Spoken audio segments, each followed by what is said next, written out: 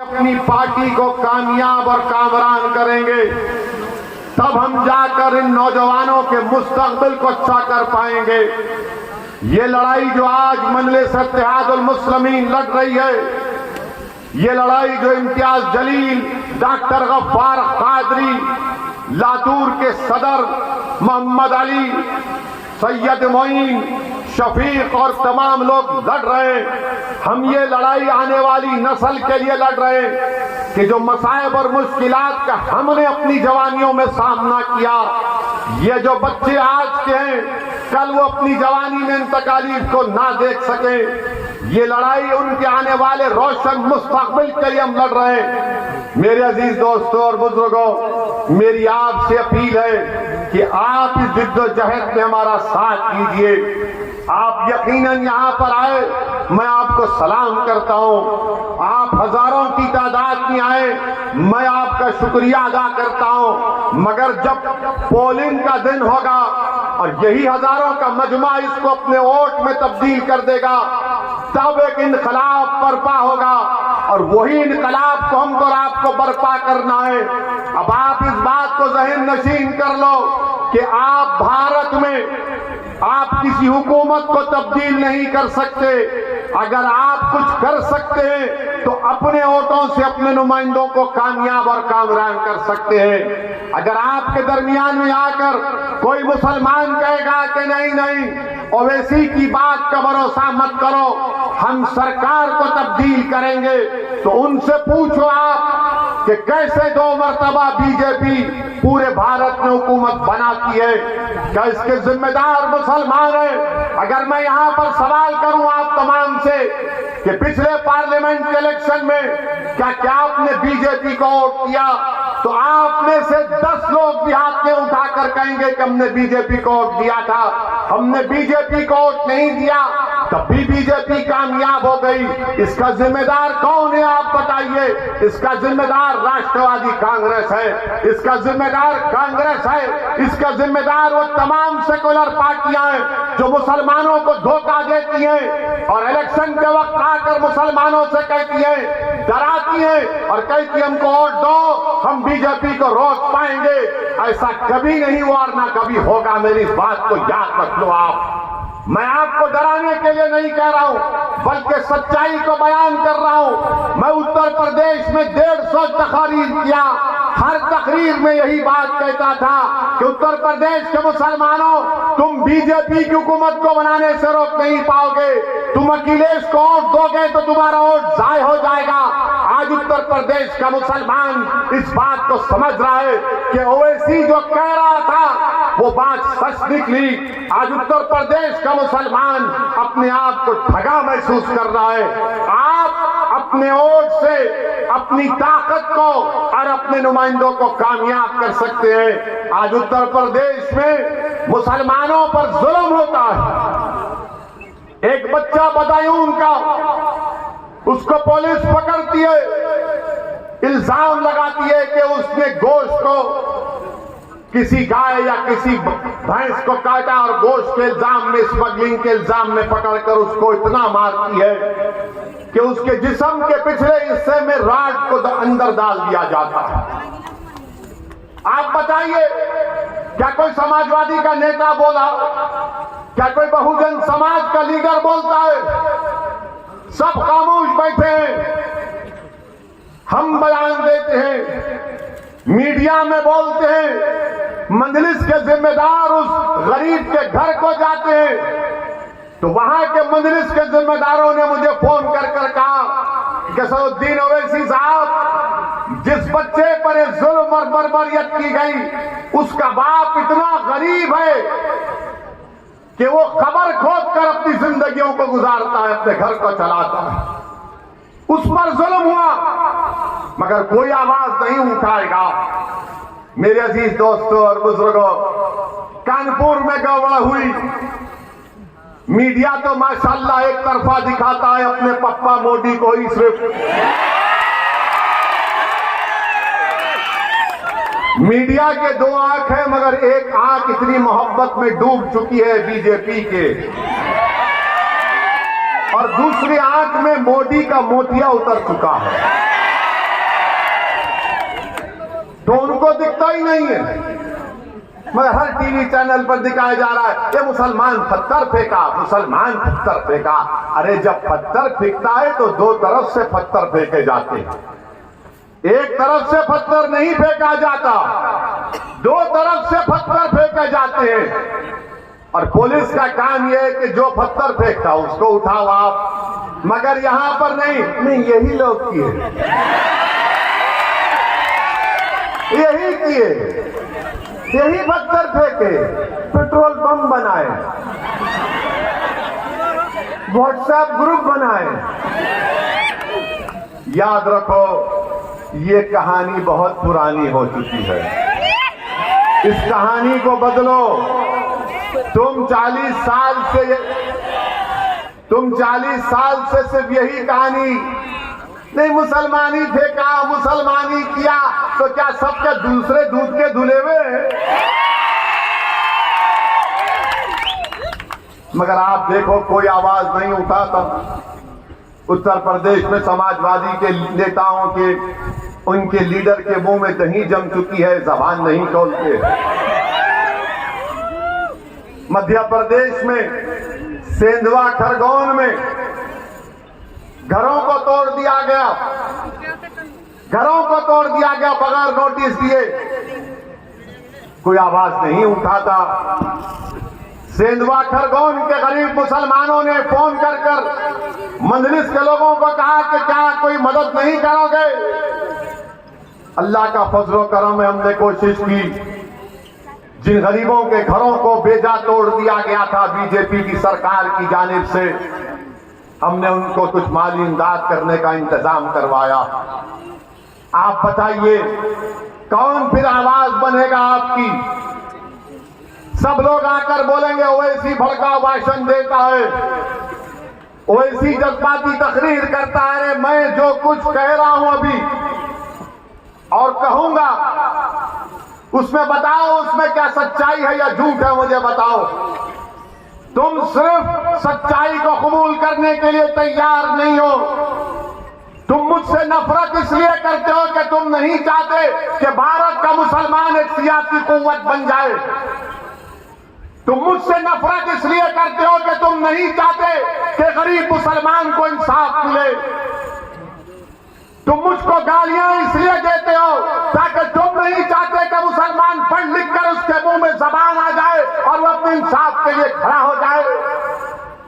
तुम मेरे जिस्म पर गोलियां इसलिए चलाई तूने ताकि तुम नहीं चाहते कि मैं जिंदा रहूं और गरीब और मजलूमों की दास्तान को, इंसाफ को बयान करूं।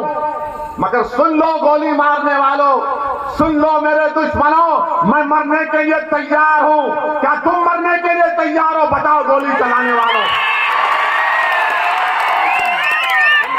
मुझको मारने वालों याद रखो, तुमको भी मरना है, मुझे भी मरना है एक दिन।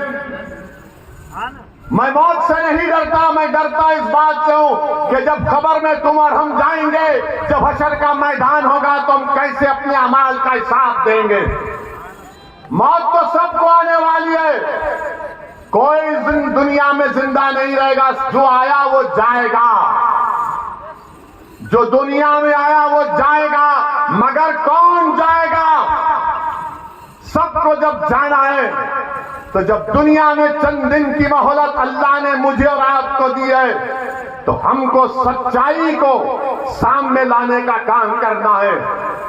हमको बातिल को शिकस्त देना है, हक को कामयाब करना है। हमको मजलूमों से इंसाफ करना है, जालिम के जुल्म को रोकना है। मैं हरगिज़ इस बात को नहीं मानता कि जुल्म को सहा जाए, जुल्म को सहना भी जुल्म है। याद रखो मेरी इस बात को, जुल्म को सहना भी जुल्म है। अगर कोई कहता है कि जुल्म को सहो, मैं कहूंगा नहीं सहूंगा मैं। कोई कहेगा कि तुम्हारे कोई गाल पर थप्पड़ मारे तो दूसरा गाल पेश कर दो, मैं कहूंगा नहीं, तुमने अगर थप्पड़ मारा तो गफलत से मारा, दूसरा मारने के लिए हाथ उठाओगे तो पंजा पकड़ लूंगा दबा के। याद रखो वो दिन चले गए तुम हमको डराते थे, वो दिन खत्म हो गए। अब वो दिन चले गए वो डराने के, अब डराने वाले याद रखो तुम्हारे डराने से हम डरने वाले नहीं हैं। मेरी जिंदगी की कीमत और तुम्हारी जिंदगी की कीमत एक है। अगर मैं मुसलमान हूं तो मेरी जान की कीमत की कमी नहीं है। मैं भारत का अव्वल दर्जे का शहरी था, हूं और रहूंगा इंशाअल्लाह ताला। लोग पूछेंगे ओवैसी तुम क्या कह रहे हो? मिसाल दे रहा हूं। दिल्ली में फसाद हुआ तो वीडियो आज भी है। वो बच्चे का नाम, मरहूम का नाम फैसल या फजल था। 3 बच्चे जमीन पर लेटे हुए हैं। दिल्ली की पुलिस उनको मार रही है और मारकर जख्मी है। और हजरत पुलिस दिल्ली की कहती है कि पढ़ो जन गण मन पढ़ो। मौत करीब है उस मुसलमान बच्चे की। वो जन गण मन पढ़ रहा है, उसके बाद वो बच्चा मर जाता है। क्या उस बच्चे की जान की कीमत नहीं है? क्या मैं जाकर उसकी मां से कहूं कि तुम्हारे बेटे पर जुल्म हुआ, तुम सह लो? वो कहेगी जालिम है तुम बोलने वाले। मैंने अपनी कोख को गाड़ दिया, मैं अपनी औलाद से महरूम हो गई। हम उन माओं को कहना चाह रहे कि अब हम अपने बच्चों को नहीं खोने देंगे इंशाअल्लाह ताला। अब हम जुल्म नहीं सहेंगे। इसलिए कि भारत का संविधान जिसको बाबा साहिब अम्बेडकर ने बनाया, उसी बाबा साहिब अम्बेडकर ने फंडामेंटल राइट में लिखा है कि भारत के नागरिक की जिंदगी, राइट टू लाइफ एक फंडामेंटल राइट है। मेरी जिंदगी, आपकी जिंदगी, सबकी जिंदगी, चाहे किसी मजहब और जात का हो, उसकी जिंदगी एक फंडामेंटल राइट है। आप मेरा फंडामेंटल राइट मुझसे नहीं छीन सकोगे। मेरे अजीज दोस्तों और बुजुर्गों, ये लड़ाई आपको और हमको मिलकर लड़ना है। ये लड़ाई मुश्किल जरूर है, मगर मुझे यकीन है कि अगर आपका साथ मिलेगा, आपकी दुआएं साथ रहेंगी, तो इंशाअल्लाह ताला हम ना सिर्फ लातूर में, ना सिर्फ महाराष्ट्र में, बल्कि पूरे भारत में हम एक नई तारीख को रकम करेंगे इंशाअल्लाह ताला। मेरे अजीज दोस्तों और बुजुर्गों, पार्लियामेंट में इम्तियाज जलील की हमारी तकरीर होती है, हम मजलूम आवाम के मसाइल को उठाते हैं, तो लोग बोलेंगे कि पार्लियामेंट में दूसरे पार्टी के मुसलमान एमपी नहीं है जरूर। मगर जब इम्तियाज जलील और असदुद्दीन ओवैसी की तकरीर की बारी आती है, तो दूसरी पार्टी के मुसलमान आकर बैठकर बोलते हैं कब बोलोगे, क्या टाइम पे शुरू होगा? और सब हम जब बोलते हैं कि आप बोलो, तो बोले हमारी पार्टी बोलने नहीं देती हमको ओवैसी साहब, हमारी पार्टी हमको बोलने नहीं देती, इसीलिए हम बैठकर आपकी तकरीर को सुनते हैं। मेरे अजीज दोस्तों और बुजुर्गों, मैं यहां पर आया हूं तो लातूर में आपको लीडर बनाने के लिए आया हूं। मैं भारत के जिस कोने में जाता हूं वहां पर कहता हूं कि आपको नेता बनना है, आपको कायद बनना है, आपको क़यादत करना है। और क़यादत किसी घर का या खानदान का हिस्सा नहीं रहेगा। अगर कोई किसी बड़े बाप का बेटा है या किसी खानदान का चश्मो चिराग है, तो जरूरी नहीं है कि वही क़यादत करे। क़यादत वो करेगा जिसके दिल में सबसे पहले अल्लाह का खौफ होगा और शैतान का दुश्मन होगा। क़यादत वो करेगा जो अल्लाह से डरेगा और बातिल से मुकाबला करेगा। क़यादत वो करेगा जो अल्लाह और उसके रसूल से मोहब्बत करेगा और रसूल अल्लाह सल्लल्लाहु अलैहि वसल्लम के दुश्मनों से नफरत करेगा। क़यादत वो करेगा जो अल्लाह को राजी करेगा और शैतान से नफरत करेगा। वो क़यादत नहीं हो सकता जो अल्लाह को भी और शैतान को भी राजी करना चाहता है।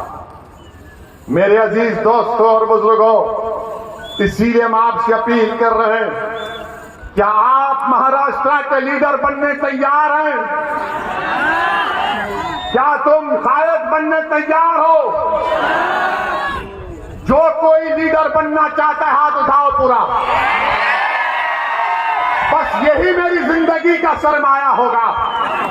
मैं जब इस दुनिया से जाऊंगा तो मैं चाहूंगा कि एक असदुद्दीन ओवैसी नहीं बल्कि मुझसे ज्यादा काबिल हजारों लोग खड़े हो जाएं जो गरीब और मजलूमों के इंसाफ के लिए लड़े, जो सिर्फ मुसलमानों की बात ना करे, जो सिर्फ दलितों की बात ना करे, जो सिर्फ आदिवासियों की बात ना करे, बल्कि हर उस इंसान की बात करे जिस पर जुल्म हो रहा है, जिसको दबाया जा रहा है, जिसको पीसा जा रहा है।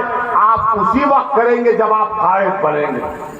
अब कोई बोलेगा कि नहीं, कांग्रेस में भी तो हमारे हैं ना, राष्ट्रवादी में भी तो हमारे हैं ना, शिवसेना में भी है ना से रहना बड़ा फर्क पड़ता है।